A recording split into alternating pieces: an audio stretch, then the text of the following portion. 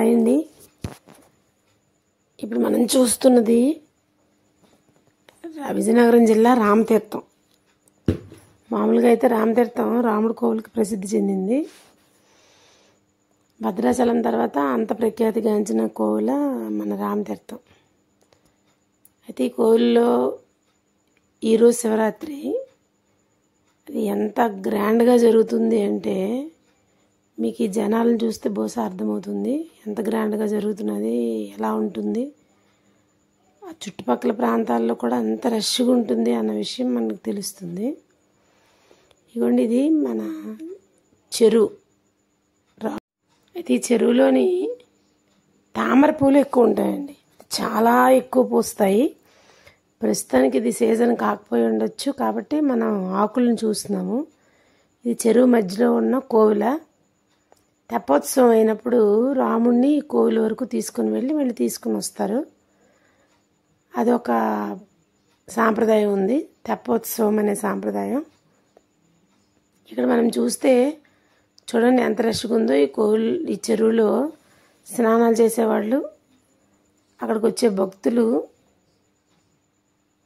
దర్శనం చేసుకుందుకు వెళ్ళేవాళ్ళు, ఇలా మనం వీళ్ళని చూడొచ్చు. ఇప్పుడు దీంతోపాటు అక్కడ కనిపిస్తుంది చూడండి, అదంతా కూడా మన రామతీర్థం కొండ. ఇది చాలా ప్రసిద్ధి చెందింది, చాలా పురాతనమైనది, చాలా పేరు ప్రఖ్యాతులు ఉన్నవి. అయితే ఈ కొండను చూడడానికి చాలామంది భక్తులు తరచూ ఉంటారు ఎప్పుడు, కానీ ఈరోజు చాలా ఎక్కువ మంది ఉంటారు. ఇది రామతీర్థం కొండ మీద కోవిల. ఈ కోవిలకి వెళ్ళాలంటే మనం ఈ కొండ మొత్తం ఎక్కాల్సి ఉంటుంది. ఈరోజు ఇంత రష్లో చాలామంది వెళ్తారు ఈ కోవిల్కి.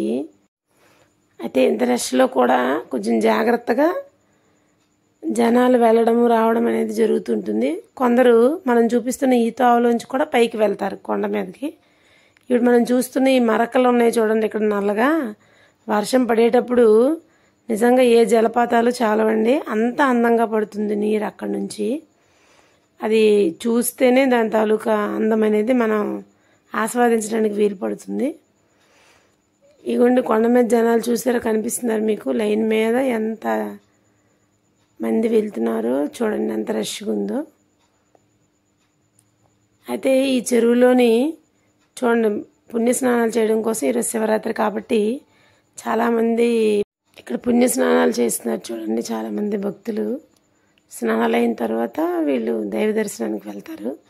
అయితే ఈ ఊరిలో ఒక ప్రత్యేకత ఏంటంటే రాముడు కోవిల్లో రష్గా ఉంటుంది దర్శనం చేసుకుంది. మామూలుగా శివరాత్రి అంటే శివకోవిల రష్గా ఉండాలి, రష్గా ఉంటుంది ఏ ఊర్లోనైనా. కానీ రాముడు కోవిల్లో ప్రసిద్ధి చెందిన విషయం ఏంటంటే శివాలయం కంటే రామాలయం రష్గా ఉంటుంది. అది ఎంత రష్గా ఉంటుందంటే చాలా ఎక్కువ టైం పడుతుంది దర్శనం చేసుకుందుకు మనకి. ఇగోండి ఇదంతా కూడా పోలీసులు ఇక్కడి నుంచే మరి లోనకి వెళ్ళే పరిస్థితి లేదు, మనల్ని ఆపేస్తారు. అయితే ఈ ఊరు నాకున్న సంబంధం ఏంటంటే నేను పుట్టి పెరిగిన ఊరు, నా చదువు దగ్గర నుంచి అన్నీ కూడా రామతీర్థంలోనే జరిగాయి. కాబట్టి ఈ కొండ, ఈ రామతీర్థం, ఇలాంటి పుణ్యస్నానాలు, ఈ వ్యవహారాలు ఇవన్నీ కూడా నాకు కొంచెం పరిచయం ఉన్నవే. అయితే చూడండి రష్ చూడండి ఒకసారి ఎంత ఉందో. ఇదంతా కూడా కోవిల ప్రాంతం. ఇవ్వండి చెరువులోకి స్నానాలకు దిగుతున్నారు. ఇదంతా కూడా రామతీర్థం చెరువు. ఇక్కడ చూడండి తామర ఆకులు. ఈ తామర ఆకుల్లో పాత రోజుల్లో మాకు కోవిల్లో ఏంటంటే తామరాకుల్లో మనకు ప్రసాదాలు ఇచ్చేవారు. అప్పట్లో మనకి ఏ పండగ కోవిల్లో అయినా కూడా మనం తీర్థప్రసాదాలన్నీ కూడా ఈ తామరాకుల్లో తినేవాళ్ళం మేము. ఇప్పుడు ఇవి అంతగా మనం వాడటం లేదు, ఎందుకంటే మిగిలిన వస్తువులన్నీ మనకి అవైలబిలిటీలో ఉన్నాయి కాబట్టి మనం వాడట్లేదు. ఇదిగోండి ఇది కొండ చూడండి ఎంత అందంగా ఉందో. ఈ తామరాకులు చూడండి ఎంత చక్కగా ఉన్నాయో, చూస్తూ ఉంటే చూడాలనిపించే ఎంత అందంగా ఉన్నాయి ఇవి. అయితే మీకు పూలు లేవు కాబట్టి దీని తాలూకా అందం పూర్తిగా తెలియట్లేదు.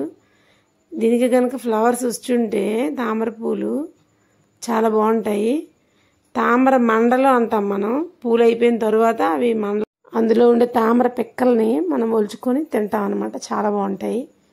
ఇగోండి ఇది కొండ చూడండి, ఇక్కడ నుంచి ఎంత పెద్దగా ఉందో. దాన్ని ఎక్కాలంటే దాదాపు ఒక 3-4 గంటల టైం పడుతుంది. ఇటువైపు నుంచి మెట్లవి ఈ మధ్యనే ఏర్పాటు చేశారు. ఇగోండి ఇది రామతీర్థం కోవిల. ఇది చూడడానికి కూడా చాలా బాగుంటుంది. కోవిల లోపల లక్ష్మీదేవి కోవిల, రాముడు కోవిల, నరసింహస్వామి కోవిల, లక్ష్మీ నరసింహస్వామి కోవిల, అలాగా ఉపాలయాలు కూడా ఉంటాయి. అయితే ఒరిజినల్గా ఒకసారి ఇప్పుడు హోమ్ టూర్ చేసేటప్పుడు మా ఊరే కాబట్టి ఒకసారి చేద్దాం అనుకున్నాను. చూసుకొని చేసి అది కూడా మీకు షేర్ చేస్తాను. Thank you for watching. Please subscribe my channel.